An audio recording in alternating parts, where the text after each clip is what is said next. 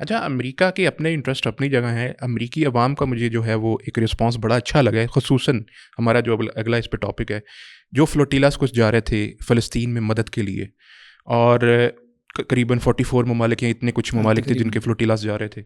بڑا اچھا ایک اقدام تھا. اس کے اندر بہت سے ممالک کے لوگ تھے، یہاں سے بھی ماشاء اللہ سے مشتاق احمد خان صاحب اور یہ لوگ بھی گئے. تو یہ جو فلوٹیلاز تھے ان کا ایک امپیکٹ یہ بھی ہمیں آہستہ آہستہ دیکھنے میں ملا کہ اویئرنیس بھی بہت پھیلی. حالانکہ انہوں نے کل کچھ بھی نہیں لینا تھا، اتنی کوئی امداد بھی نہیں پہنچا دینی تھی، لیکن جو لوگوں میں اویئرنیس آئی ہے.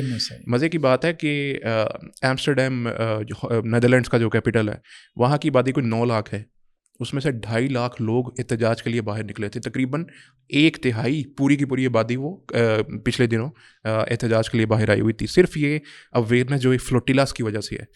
تو لیکن میں نے تو دیکھا کہ لوگ اس کو بڑا مذاق بھی یہاں پہ کر رہے تھے، کچھ لوگ عجیب و غریب. نہیں، ہمارے یہاں باہر ایک وہ چھوٹا سا گروپ ہے، ٹھیک ہے، آپ یوں کہہ لیں کہ جی وہ جسے مدخلی گروپ کہتے ہیں. خیر انہوں نے اس قسم کی باتیں کی ہیں، ورنہ تو دیکھیں کافر بھی پوری دنیا کا اور مسلمان بھی اس حق میں ہی تھا. تو اب 50 سے زائد ممالک کی نمائندگی، 500 کے قریب افراد تھے. جب 471 تو اسرائیل نے خود کہا ہے کہ میں نے تحویل میں لی ہیں. اچھا، ہاں 471، اور اس میں سے کوئی 350 ابھی تک انہوں نے ریلیز کر دی ہیں، چھوڑ دی ہیں. مطلب مختلف جو ہے وہ اوقات میں انہوں نے چھوڑ دی ہیں. کچھ یونان میں پہنچے، کچھ ترکی میں پہنچے. تو لیکن بہرحال یہ ایک بڑی اچیومنٹ تھی. آپ کی بات بھی ٹھیک ہے. اچھا، اس میں ایک چیز میں نے نوٹ کی ہے، ویسے میں اس پہ چیٹ جی پی ٹی کے ساتھ ویسے میں نے بحث کرنا شروع کی. وہ جو سویڈن کی ہمارے ہیومن رائٹس کی لڑکی ہے، ہاں گریٹا، اس کا نام کافی زیادہ آگے آ گیا. تو کچھ میں نے لوگوں کا دیکھا کہنے لگے یار 22 سال کی لڑکی ہے اور دیکھو اس نے 50 ممالک سے جو ہے وہ اتنا زیادہ لوگوں کو جمع کر لیا. اچھا، یہ چیز مجھے ہو گئی کہ یار یہ کیسے ہو سکتا ہے، مطلب 50 ممالک اور واقعتاً ایک لڑکی نے ایسا کر لیا. تو میں چیٹ جی پی ٹی پہ چلا گیا اور میں نے اس کے ساتھ کنورسیشن شروع کر دی کہ اس کو مینیج کس نے کیا، یہ اتنے ممالک کے لوگ نکالے کس نے. اس نے پھر نا ساری جو ہے نا وہ اسٹیٹس نکال کے دی. اس نے مجھے بتایا یہ تنظیمیں اس میں ہیں، یہ ہیں، وہ ہیں، فلاں ہیں.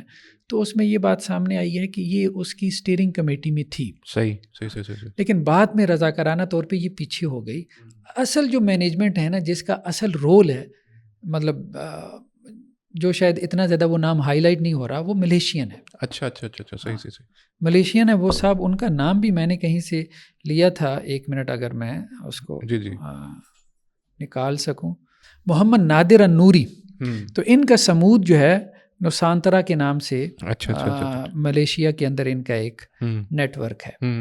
تو ایشیا سے انہوں نے نمائندگی کی تھی. میرے خیال میں مشتاق احمد خان صاحب کا بھی ملیشیا کے ذریعے سے ہی ممکن ہوا جانا، انہوں نے ہی کوئی ارینجمنٹ اس کا کروایا ہے.